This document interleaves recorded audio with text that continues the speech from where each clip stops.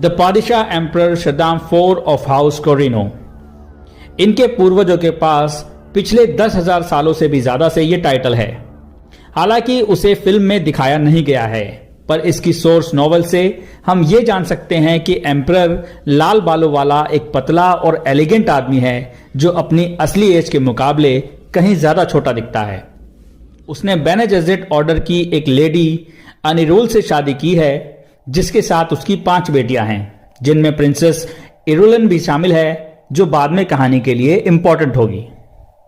विलेनोव की ड्यून में Imperium traditional feudal structure से इन्फ्लुएंस्ड है, जिसमें एडिशनल पहलू हैं जो एक दूसरे पर निर्भर गुटों का एक कॉम्प्लेक्स वेब बनाते हैं, जो एक साथ ज्यादा पावर और इन्फ्लुएंस के लिए एक दूसरे पर भरोसा करते हैं।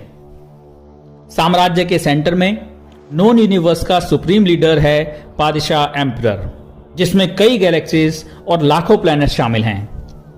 वो लैंड्सराड पर शासन करता है, जहां पूरे नोन यूनिवर्स के ग्रेट हाउसेज हैं, जिसमें हाउस एट्रेडीज और हाउस हार्कनेन समेत कई और भी शामिल हैं। एम्परर और लैंड्सराड के बीच एक नाजुक बैलेंस बनाए रखा जाता है। इससे यह फायदा है कि सिर्फ सभी ग्रेट हाउसेस की कंबाइंड फोर्सेस ही एम्परर की शक्ति को चुनौती देने के लिए लार्ज इनफ आर्मी बना सकती है। इंपीरियम के कुछ और मेजर गुट जिनके बारे में दर्शकों को ड्यून देखने से पहले पता होना चाहिए, उनमें बेने जेसेरेट और स्पेसिंग गिल्ड शामिल हैं। इसमें बेने जेसेरेट के बारे में तो हम काफी कुछ जानते हैं, पर गिल्ड के बारे में नहीं। स्पेसिंग गिल्ड एक हाईली मिस्टीरियस ऑर्गेनाइजेशन है, जिसकी इंटरस्टेलर ट्रेवल पर एक यूनिवर्सल मोनोपोली है और इसी तरह स्पाइस का ट्रांसपोर्टेशन होता है। इंपीरियर के सभी गुटों का भी द चोम कंपनी यानी the Combine Honnete Ober Advancer Mercantiles में अपना अपना इंटरेस्ट है, जो एसेंशियली ड्यून यूनिवर्स की एंटायर इकोनॉमी को कंट्रोल करता है। यह तो हुआ इसका बैकग्राउंड। अब सवाल यह उठता है कि इंपीरियम आखिर हाउस एट्रेडिस के साथ वॉर चाहता क्यों है। दरअसल एम्परर और हाउस एट्रेडिस के बीच वॉर कई महीनों में काफी कॉम्प्लेक्स है।